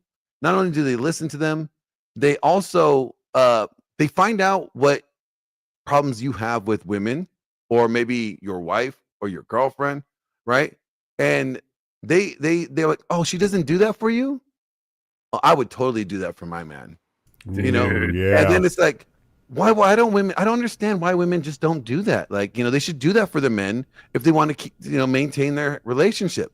And so now after they extract the information that they need, because the information that you're telling that your wife doesn't do or your woman doesn't do are part of the things that you're yearning for, that you wish that she really did do. And then this woman is making it seem like she does that effortlessly. That like if she just had the man in her life, she would just do that all the time. And now you're getting hooked. She's getting her hooks in on you. And even though it's all platonic, she's not even talking anything sexual to you or not even selling sex to you. She's selling that I advocate for you. I want what you want. And then you finally actually support her in the sense, but she also proves that she has the ability to take you to the edge. It's not sexual. It's just that agreeableness, right? I want to do that. I support this. I advocate for men's rights too. I believe that women shouldn't vote too, right? Like now you're like, oh yeah, this is wifey. Even though you can know that you're never going to get with her, she's playing on the fantasy. She's playing on your fantasy that you have in your mind. Yeah, it's really interesting, Glenn. Sorry, I don't mean to cut you off. It's really interesting how these like female content creators they do that research, they learn about what guys are yearning for, and then they go ahead and say that, yet they don't have that or are not doing that in their own personal life. When they talk about like taking care of the man and things like that, a lot of times they're saying that like you should expect this, and it's because girls like to sabotage each other because everybody wants the best. So they are drawing your attention and your money, saying that, oh yeah, like this is what should be going on. This is what I do for my man. Yet they don't even have a man. Exactly. Yeah. And they don't have a man, they have men. Yeah, is she Yeah. baking cookies for you or baking cookies for the whole church? Exactly. And then there's two more things I want to hit up on. They will be able to, they'll prove that you could trust them, and then they will not blackmail you. You know, they'll get you to reveal some information that could be somewhat damaging, but then they will never extort you on it. So then now you're able to trust her more, because you got vulnerable. You got vulnerable with her, and she proved to you that she's not like them other women that will release the pillow talk, right? And then lastly, but they'll release it 10 years later. Yes, in their tell-all book. Lastly, their whole goal is to become these female content creators. Their whole goal is to become your expensive hobby. That's right. They want to be your expensive more than hobby. Warhammer 40K. They want you. They want to see you sending those $10 super chats, those $20 super chats.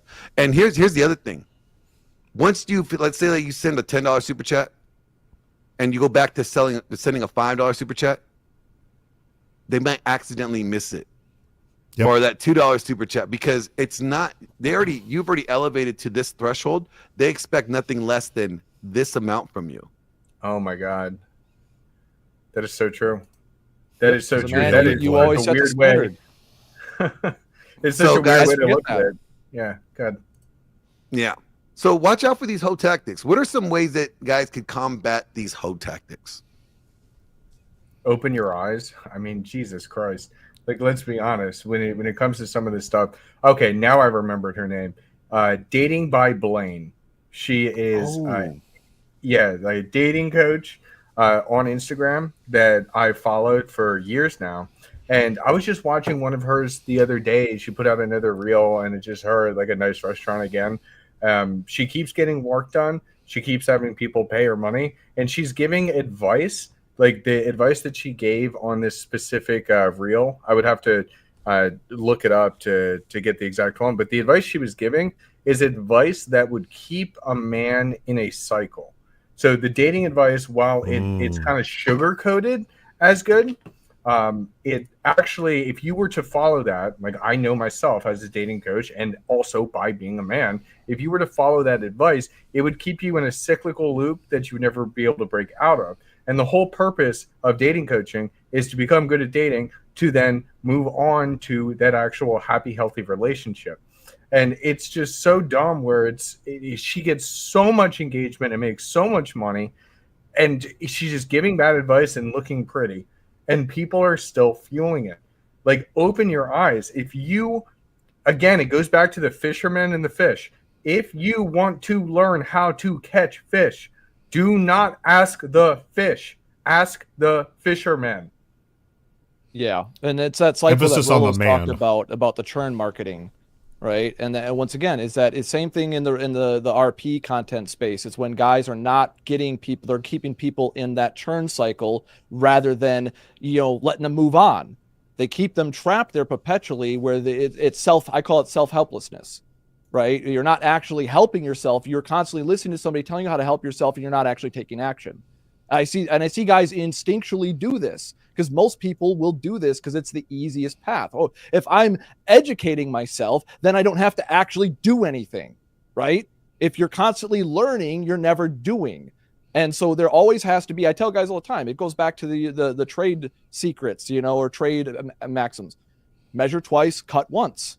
You have to take an action. You can measure all day and never get anything done. Like if you just keep measuring over and over again, you know what the cut needs to be. But if you never make the cut, you don't have a board to build a house with. So you need to double check your work, but then take action. It's learn plus adapt equals win. It's 3 steps. Learn, check your work, and then do something. And a lot of guys will not do that when they're like thinking, oh, should I spend this money on this OnlyFans? Should I be spending this time in this conversation? As I said, I'll listen to a woman, but depending on what she says will determine when I cut that conversation off.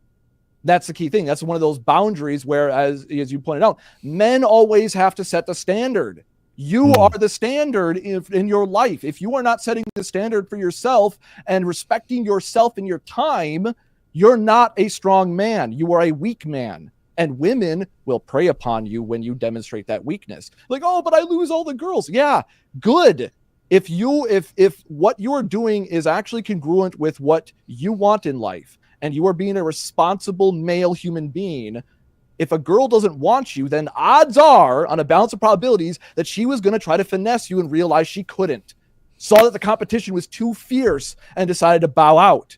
That's good. That's good that you're missing out. I know a lot of guys want all the pussy, right? But you're going to lose a lot of pussy in general, even when you're doing everything right. And that's not a bad thing. That's a good thing. Yep. Now, so I have two things to say. The first thing is, guys, it's very, very easy. This is how you avoid falling into these tactics. Rule number 1: if you, yes, you, right there, I'm looking right at you. If you are not actively fucking her, do not give her a dime.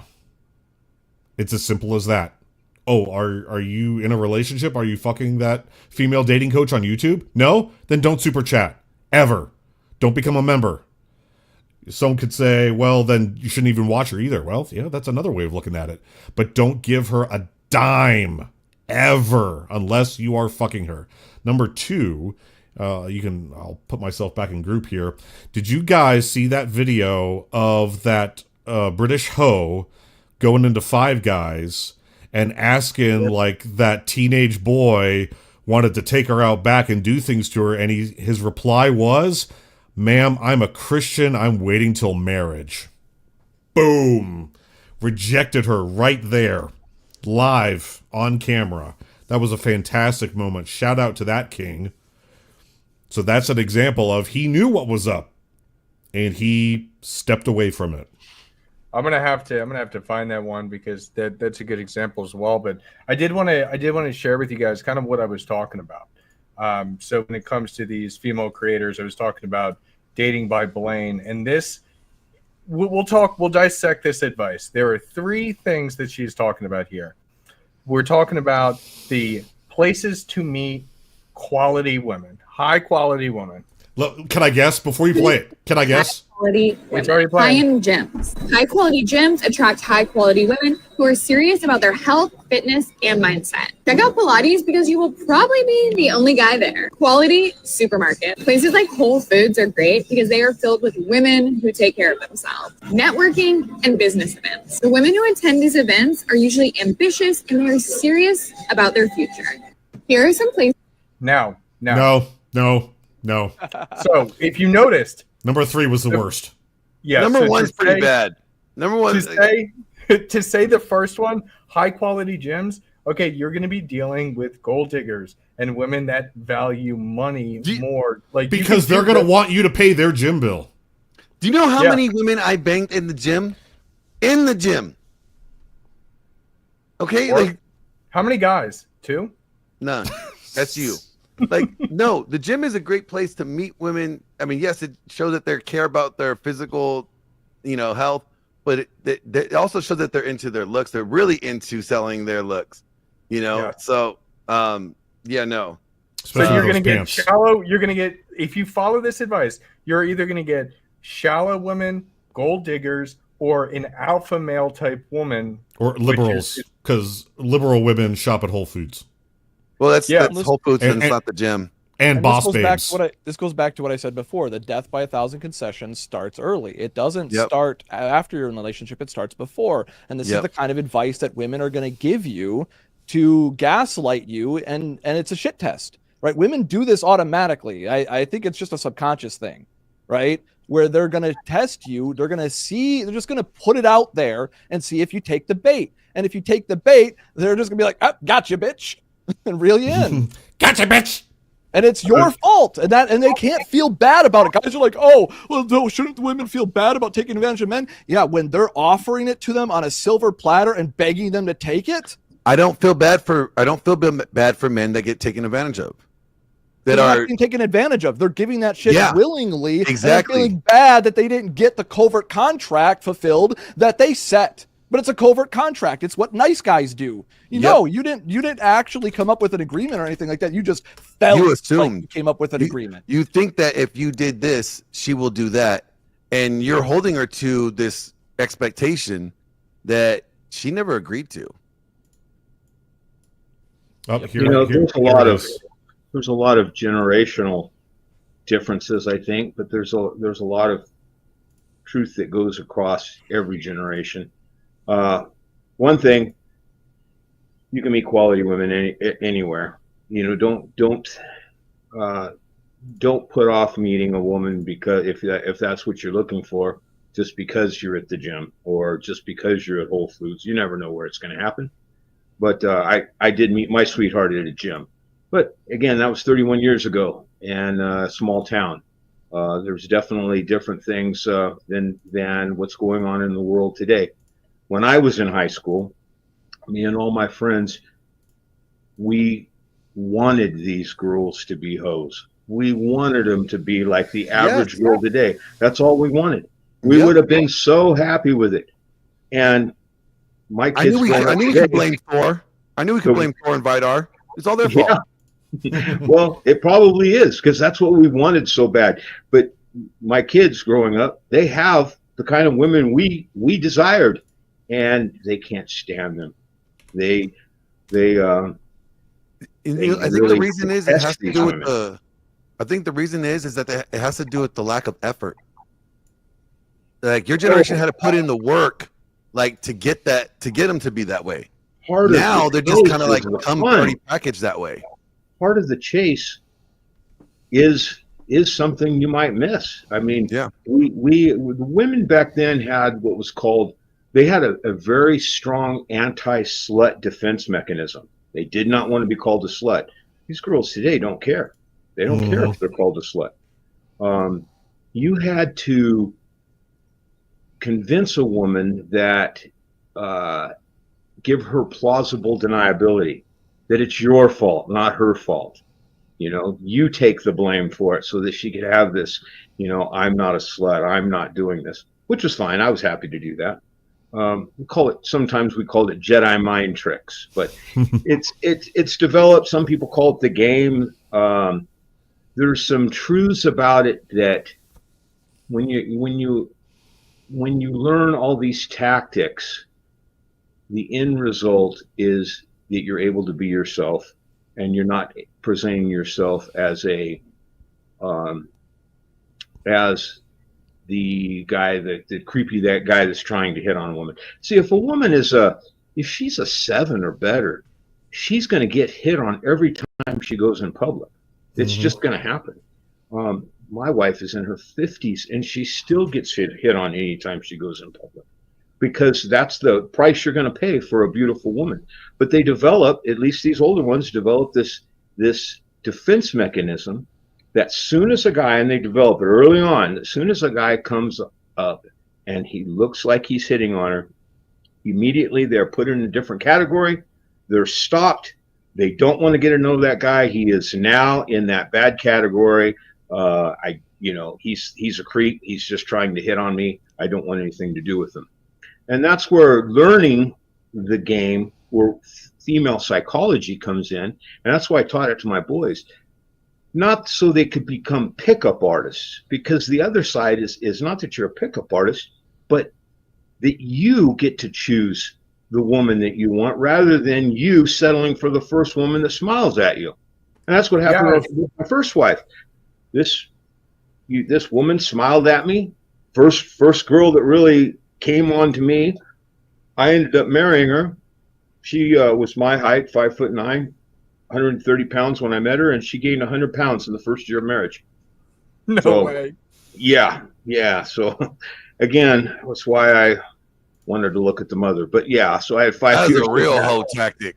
That hoe had a tactic, and she deployed it. She's like, look, I'm going to work out, and I'm going to catch them, and I'm going to hook them, and I'm going to eat.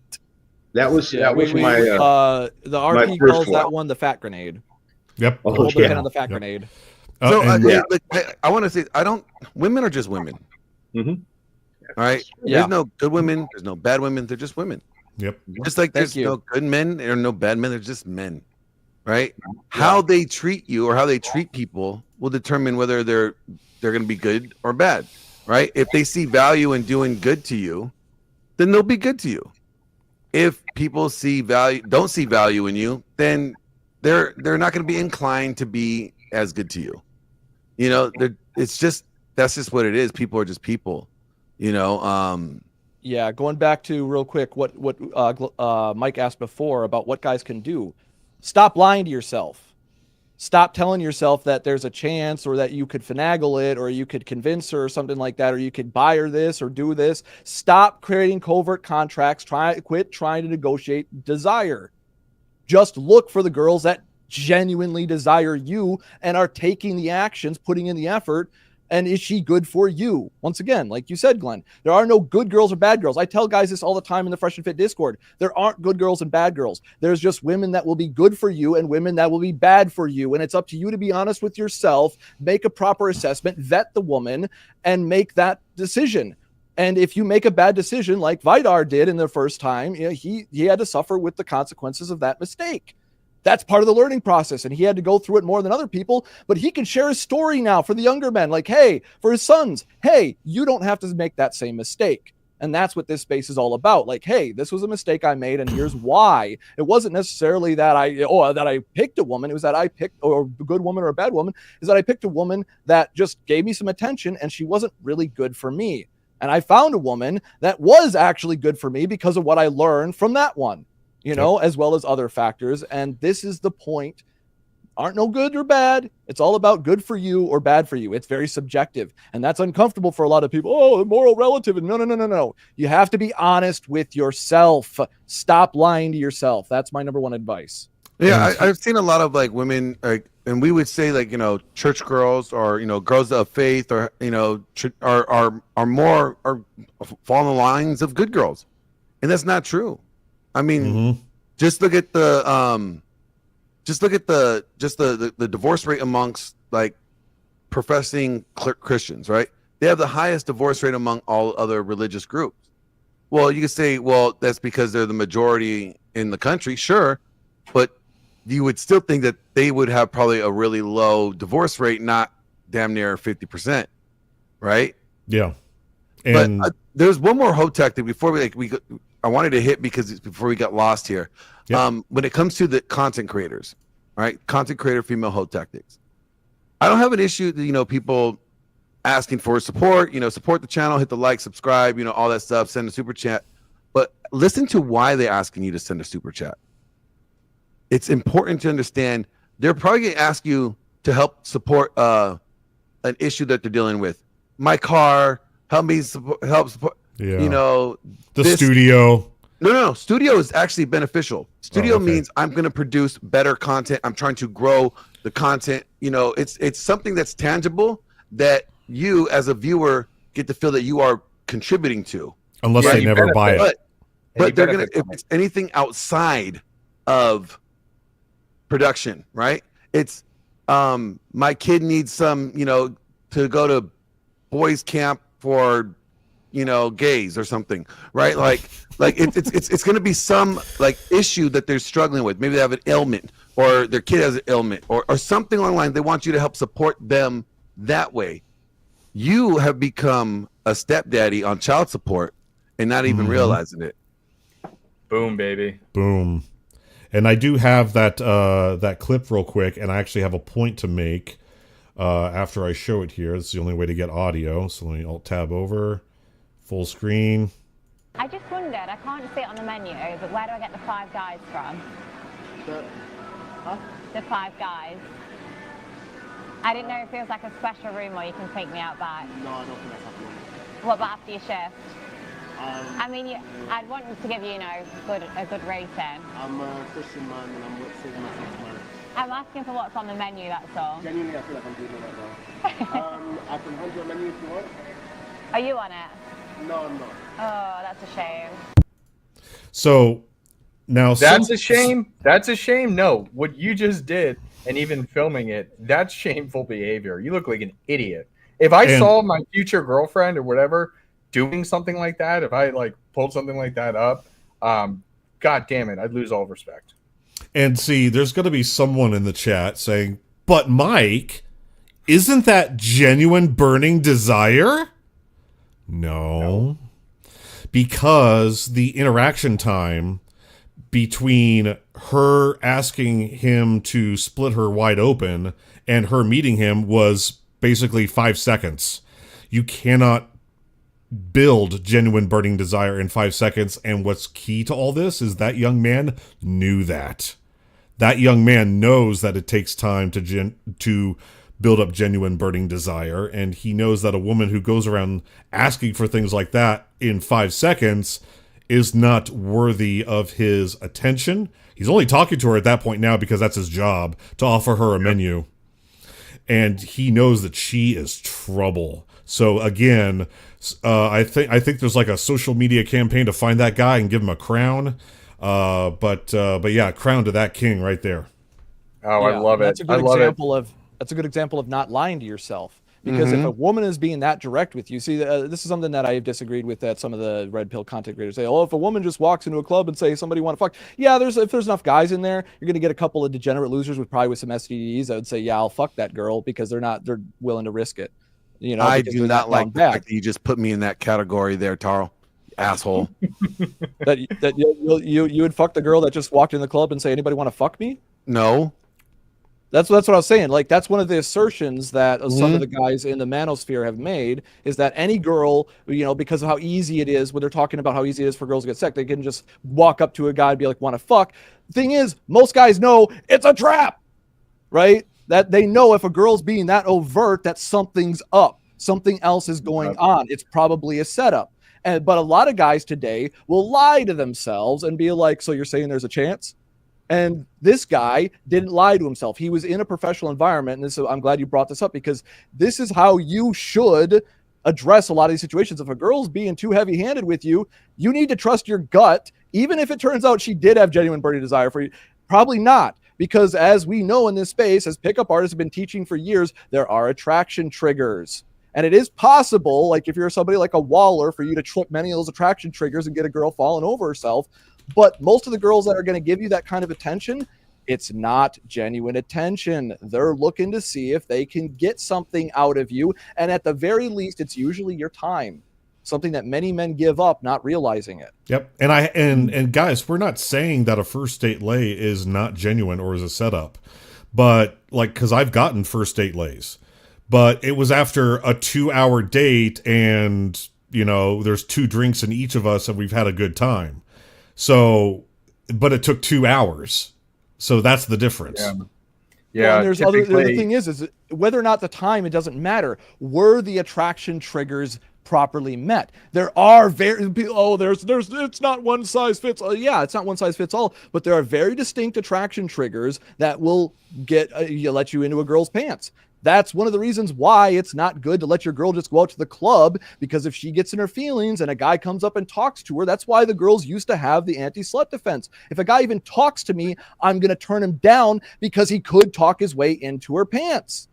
When most women, once again, same thing with women lying to themselves too. They want to lie to themselves. No, I can go to the club. I would never cheat on my man. Yeah, except for that one time, right? Yep. Yeah. It just happened. But that anyways, count. Yeah, it doesn't count. It doesn't count because I didn't mean it. Really into him. My heart wasn't into it. I didn't love him. Yeah, or he wore a condom. Either or. But anyways, guys, it was before we met. Let's close out the show here. We're going to be transitioning to continue some of this conversation alongside some other things, just over to Glenn's channel. But before we do so, again, give a shout out to those who have shouted us out as well. Siege D, who wants Glenn to join more DragonShip podcasts? First of all, I'm the master of arms. Nobody could take my title of this space. Okay, like I just have to prioritize it. Yeah. Yep, that's really what it comes down to. Glenn's been so busy. It's a me problem. It's a me problem. Okay, guys, it's a me. It's not you. It's me. And well, Glenn, plug that. Don't pull it up necessarily, but plug that. I don't know what he did. He probably accidentally left the studio. All right, we'll let him come back in here, but okay. Yeah, you guys thought Okay. I had you there, Mike, for a second. Yep. Yeah. So, Glenn, real quick, just to give an example of why you're so busy, plug that music video in that with Tom McDonald. Oh yes. Yeah. I did a music video with Tom McDonald and Dax called Soldier. Right before Veterans Day. Go check it out. Good music video. And actually Tom McDonald will be coming on my show next month, I believe. We're gonna do an interview once the studio's finished setting up. Yeah, Tom McDonald is a fucking real one, guys. You do not want to miss that. Dude is based as fuck, and there's no other way to say it. Yep. Good shit. Good shit. But yeah, I hope in the future, Glenn, you can join more because I have to say, so far today, I've had a hell of a lot of fun. I love goofing around with you, and you do bring great information as well. And I've missed you, man. I've missed you. Dude. Stop being gay. Stop being gay. You abandoned me. You abandoned me. I'm here in Vegas by myself now. Well, I mean, we could get into that, but that's a whole longer story. Let's just move on. Yeah. All right, Mike, you want to go ahead and read the rest of these out? We got Crazy Mama here with the $2 super chat. There's only one way to read this. Can we talk about Glenn having both ears pierced? Oh my god. He must be bi. Crazy Mama knows better. The hell? No. Okay, I just didn't know which ear was the gay ear, and I was like, shit, I better get them both pierced because I don't want to know, like, I don't want to be caught with the wrong ear pierced. So, just got them both done. Solving problems using logic makes sense. ZT Den with the $5 super chat. If she truly a good girl, she will not be that far away from family. That is true, and I don't mean distance though. She will be okay with some physical distance, but that connection is still there. I mean, hell, I didn't even realize it that when we had moved at least a fair distance from my girlfriend's family, she still calls her mom every single day on her drive home from work. So as long as they still have that closeness, doesn't necessarily have to be physical because the world changes. As long as they have that connection to their family, always a good sign. But maybe what ZT's getting at here is that, no, if she is maybe good for you, since there are no good girls, then she will make an effort to not move away from her family. Like, she will not be a girl boss pursuing a career that takes her all over the country and the world. She's going to stay in town. Like, she'll get a job in town and live a couple miles from her family, but she won't, become an advertising executive and move to LA 2,000 miles away from her family. Maybe that's what he's getting at. Well, it's really what it is. You got to think about it. It's close proximity to the father. The father still has some influence or guidance there. Mm-hmm. I've known some bad girls that are close with their family though. Yeah. Oh yeah. Well, is their family also bad then? My girl, her dad had passed away before we met, so I never got to meet him. He wasn't really involved with her life. Our family was divorced. And she had a couple of really manipulative sisters. So she was kind of and her mom was like not cool with it, but she was allowing it. Right. So I actually had to help them like more or less restore their family relationship because she wanted to part ways with them. And actually was trying to use me more or less as the exit strategy and make me the bad guy. Right. Yeah. Like, oh, he made me do it. I'm just like, no, you need to I just taught her, you need to deal with your family like an adult. They kept telling us they have this problem with owning why they're doing it. They always want to blame someone else for it. Like exactly. And that's what I was saying is like your sisters keep telling you to grow the fuck up when you tell them no, they need to grow the fuck up and respect a no. So that's one of the things that I taught her to do. And she ended up reconciling with her family. Her mother did pass away. Say no. Yeah, her mother passed away a couple of years ago, but the thing is that they had fully reconciled, were on good terms, and were even tolerable terms with the sisters. And my girl wouldn't have done that unless I pushed her to do that. That's one of those other examples of me empowering my woman, is that I encouraged her to mend fences with her family so that way she could, have that closure in her own sanity, right, for her own mental health. Because I'm like, if you estrange yourself from your family, like I had to kick my own dad out and I reconciled with him 8 years later, right? It's just like, if I didn't have that, I don't know how much that would haunt me, honestly. And I'm glad that I did do that. I think there's a big difference. There's a difference between just in our structure, the way men and women are different. Having 6 boys, and I was always proud, and I'm a macho guy. I only have boys, and It's held true in our family. The same thing with Thor, and in our generation, it goes back 5 or 6 generations, only boys. So very excited. We only have boys, but as I got older, I realized something, that boys, when they find their mate, they leave, and they're not around. They may travel halfway or completely across the country, where girls, good or bad, they seem to stick around their parents. And it would have been nice to have one that did that. So it's I think this is the makeup. In fact, it's even in the Bible. It says, "For this cause shall a man leave his mother and father and cleave unto his wife." It's just our nature. Well, and that goes to being the masculine leader of the relationship and his family. I believe it is the man's responsibility to, when he's single, to go out into the world and face danger and do some stupid things that don't have permanent consequences, and actually see some shit, so that when he leads his woman and raises his children, he can say to his son, don't go to this part of town at a certain time of night because shit goes down there. How does he know that? Because he did it. Things like that. Exactly. And being the protector and the breadwinner, that's our masculine duty. We make our way for our family, and our family, our immediate family, our wives and our children become our main emphasis. So we do. It's in our nature. We leave our mother and father, and we cleave unto our wife and our families. All right. We got $10 here from Darwin McPherson. Great show, brothers. Salute to Glenn. Thank you very much. And guys, your support goes... The heck was that? Glenn? Thank you very much for... Thank you, Glenn. We appreciate you. I imagine him just sitting there picking his nose and just trying to troll. Yeah. Shut the fuck up, Huds. I was really just picking my nose a second ago. Douglas Alushin with the $2 super chat. We appreciate that. Thank you. Shadow Buddha with the $2 super chat. Congrats, Glenn, on an award. Gym is the new nightclub. Am I right, you guys? That's what's going on with the hips and the hops and the hoppities, and get the girls. Gotta get them all. Thank you very much for your support. Douglas Alushin again with the $2 super chat. So you guys are saying there are quality women? Fuck there yes, are. There are, and there's no perfect woman, and there's no good women.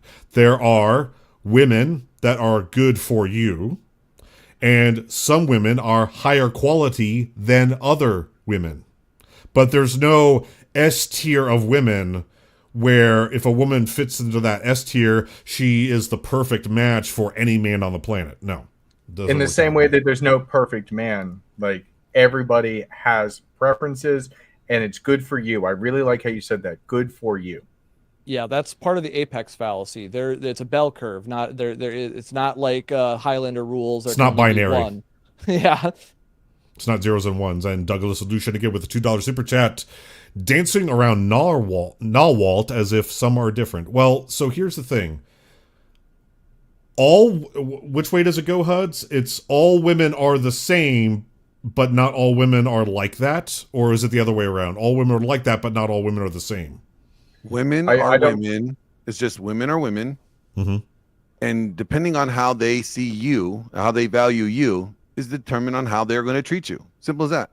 Yeah, it's the basic maxim that Rollo says. Women make rules for betas and break them for alphas. They make the rules for all men, but the thing is that they break them for higher quality men. Or men that exhibit higher quality behaviors. So if you're exhibiting basically those behaviors trip those attraction triggers. Those attraction triggers drop her panties. And if you don't do it, then at any point you trip a wrong trigger, boom, leg snap shut, panties pull up, boom, gone. Yep. Like that her pussy dries up, and that's the thing. But it's not just all about it's not those just attraction triggers. But it's not just about sex. If your woman views you and if she's good enough, like at least she's got a good moral compass, and if she views you as higher up than her, then she will start to do even more and more and more to make your life better. She will continue to improve that. That's really what it comes down to. Like, all women come from the same basic firmware in the same way that all guys come from the same basic firmware. The software can be manipulated. It just comes down to that burning desire, which then determines, it comes down to the burning desire, which becomes the willingness to modify, adjust, and improve, alongside the moral compass that is built up through their development that determines how they're going to play in that game, if that makes sense. Yeah. Well, the analogy that I use is you can't turn a hoe into a housewife, but a hoe can become a housewife if she wants it bad enough. Yes, and the example that I give is hypergamy is like a liquid. It takes the shape of its container. And the example that I always use is an Amish girl and a Miami hoe. So if you look at a Miami hoe, what do you see in your head? You see a fresh and fit Miami hoe, right? She wants a millionaire. She's getting blown out on yachts. She's a yacht thought, the whole nine, right? We all know the trope. Well, an Amish girl doesn't act like that. Why not? Because she's in a community where her options for men is very small, and it's a predefined community. Now, so the question is, what happens to the Amish girl if you plop her down in Miami for 2 years? You know exactly what happens. It's the same thing that actually- happens to a lot of guys. I just want to say this: it happens to a lot of guys when they do, when they're passport bros, and then they bring a woman here who's not familiar with the culture, but then they're introduced into the most aggressive aspects of the culture, and then they turn into a thought themselves. Actually, I gotta shatter your bubble a little bit here, Mike, and give you some uncomfortable information, some red pill truths about the Amish community. They have a tradition in the Amish community, Rumspringa, yes, and that's what they do. When they're young, they plop them down in Miami type circumstances where they can smoke, they can drink, they can do drugs, they can fuck if they want to, they can literally do all the sinful things, and then they get an ultimatum. They make a choice: either keep doing that shit or come back and never do that shit again. And most of them choose to come back. What I'm talking about in my example is what happens if you take the Amish girl, you put her in Miami, and she stays. What's going to happen to her hypergamy? Because the container is larger, she has greater access to more degeneracy and more men, then the guy who can build a barn with his bare hands is not the alpha Chad anymore. Now it's a different guy. That's the point. Yeah, and then it comes back to what that individual woman wants for a lifestyle. Does she just want to? Girls just want to have fun. If she wants to live that lifestyle for the rest of her life, that's what makes the Miami girl. And most girls just want to have fun. But there are a few of them that realize the fuckery, they're faster learners before they hit the wall, air quotes, and will decide to settle down younger. My girl tried to, settle down with me younger. She was just 21. And she wanted to have, marry and settle down and have a family and get out of the whole lifestyle early. She tried to get out before she even hit her prime. She had that in her head, right? A lot of girls today, and even back then, did not have that in their head. Even the party girls I was hanging out with back then, they were thinking about the bullshit that feminism teaches you. I'm going to settle down when I'm like a man when I'm 35 or 40. And then I'm going to build my family after I have my fun in college and then have my career. And then I'm going to build my family. That's what every girl I knew growing up was trying to do, like most of them. But there were a few of them, like my girl. I met her, he met her girl. Vider met his girl at a gym. I met my girl at a fucking kegger. Well, she was dating my brother's friend, and she ended up liking me more. A keg stand? She didn't do a keg stand, but no gag reflex, right? The point is, well, that's something that comes with exposure therapy. But the point is that I met her at a wild party out in the country, and this is why I think it's funny that people, like Myron, always shits on like, oh, there's not hot girls out in the country and shit like that. Just like, where the fuck are you looking? Yeah, if you're in the cities, there's a bunch of fatties, but if you go outside, go out in the country, go to places where the hot girls go, just like in the city. The hot girls don't go to every place. They go to certain places where they can find attractive males that are higher quality, whether they're in shape or have money, whatever the case is, status, and even in the community, they still gravitate towards hypergamous areas. Yep. Once again, proving the point. So we got to wrap here, guys. This is our last super chat that we're going to go around the horn. Danny Arnold with the $5 super chat. Not all firearms are loaded. Not all snakes are venomous. But would it not behoove you to treat them like they are? Gotta get a cup of coffee and some sunglasses. Wear those sunglasses, even at night sometimes, because my future's so bright, like Glenn Lawrence. I gotta wear shades. That's a very good point. First of all, I'm protesting for Danny Arnold. Okay, that was the worst voice impression on him. All right, you don't understand how masculine that man sounds. All right, you got to throw some bass in there when you're going to do his voice. All right. Danny Arnold or Christopher Walken? Danny Arnold. Well, Mike's just switching around his different accents. I know. He kind of goes through that multiple personalities. I'm playing with him. Just next time, get I know. Danny Arnold, masculine. Dare you? Got to think like their bass. So Glenn, real quick before we wrap up here, I want to use the soundboard for a minute here. So you need these two for some of the spurgs that come on your panel sometimes. My God, are you still talking? We do not care. I need you to just send those to me. Send them to me in Telegram, please. Send them to me too. I gotta get my stream deck set up. I will load it up immediately. Oh, you need to, Viking. You need to add the one where the guy goes, "What the hell is even that?" Oh, I might have that. I have over 500, and you can always download more. Daddy, chill. What the hell is even that? This thing needs to get full. Yes. So whatever you can send me, whatever you can help me with, I got to fill this thing up. So I'll give you guys the full the file dump. So let's go around the horn here. Now Glenn is switching over to his main channel. Let's Glenn, you go first here, sir. Where can people find you? And he's frozen. He's frozen. I'll go ahead. I'll go ahead and start. Have Glenn go last. I'm going to share the that in the chat for everybody. So if you do want to join this show with Glenn as we continue on, that's the link to be able to do so.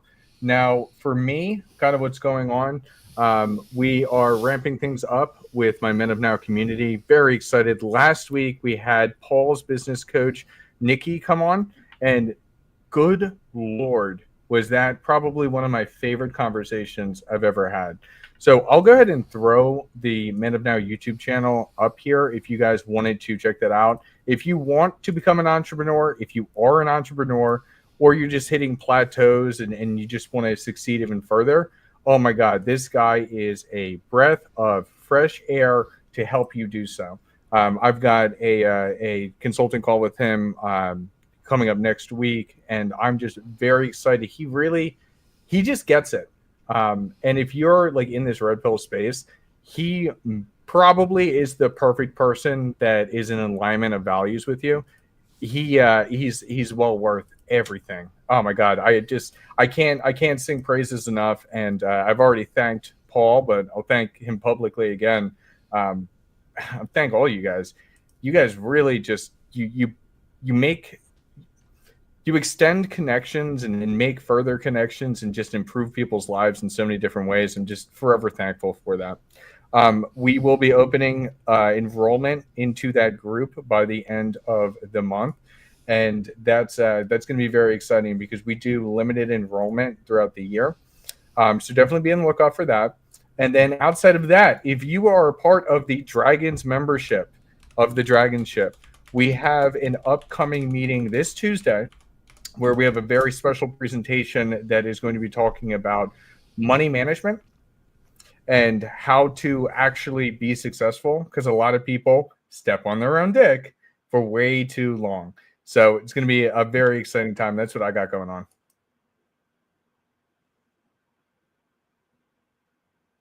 All right. I guess I'm up next.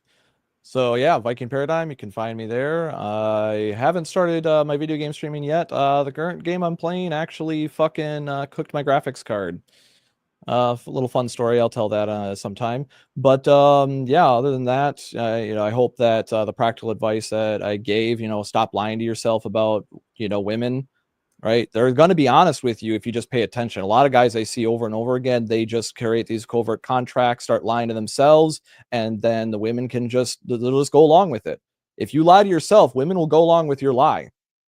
And that's when they start using you. And if you're mad about it, it's because, once again, you're really mad at yourself. Stop lying to yourself, gentlemen. Thank you very much, sir. Vidar. You're muted. There we go. There we go. Yeah, I got some advice for younger gentlemen here. You want to not get with a bad girl and try to make her good. That's nothing but heartache. I know from experience. You need to get a good girl and try to make her bad. That's been nothing but fun. I've had 31 years of trying to turn her bad. Haven't succeeded yet, but boy, it's been fun, and I'm not stopping yet. Damn! Can you repeat that one more time? Yeah, you don't take a bad girl and try to make her good. It's nothing but heartache. Find a good girl and try to make her bad. It's nothing but fun. Fuck yeah. Damn! Damn! That is so good. Thank you, sir. I'm stealing that, and I'm never going to forget it. Thank you. Guys, find me on IG if you like wholesome things. You want shots of cities and nature. Wholesome things. Wholesome things. That's what he said. Just hear that. Yeah. If you want shots of cities and food and landscape and wholesome things, you can follow me at IG, Mike_Steele_Vegas. But if you want to see me raw dog the internet into an early grave, then follow me on X, where I keep things very spicy. That's Mike_Steele_ without the Vegas. And that's where things get really nasty. That's where my true colors come out. So, follow one, both, whatever you want to do. Guys, this may be my last dragon ship. We shall see. But I have picked up a second job that I'll, when I get some pictures and some video done, I will share with everyone what that job is. But I'm here to make that fat bank. So, sometimes that means working all day Saturday. And when you got to make that bank, that takes priority over everything else, as we all know. And sometimes we have to make sacrifices, and some things have to go by the wayside. But I will be around, lurking in the shadows. Even if you don't see me here, I am here in spirit. I love you all very much, and it's been an absolute blast. So you just confessed to be everybody's peeping Tom? Oh, I'm peeping on you constantly, Glenn. He's the big brother.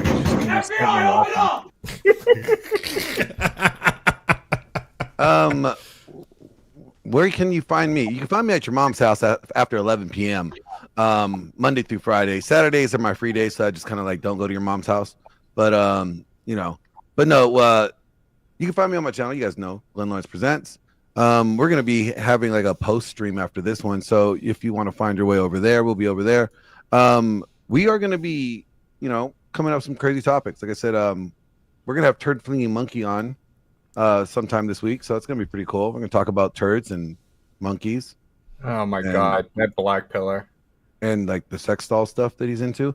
Yeah, we're gonna get into all that fun stuff, and how AI is gonna be playing a vital role in this, world. Come join the party. That's where you can find me. Tell your mom I'll be there about 11:30 the sex tonight, robots again. Yeah. Oh yeah, we're talking about the sex robots again. Definitely. Tell your mom I'll be there around like 11:30, 11:15. See you guys then.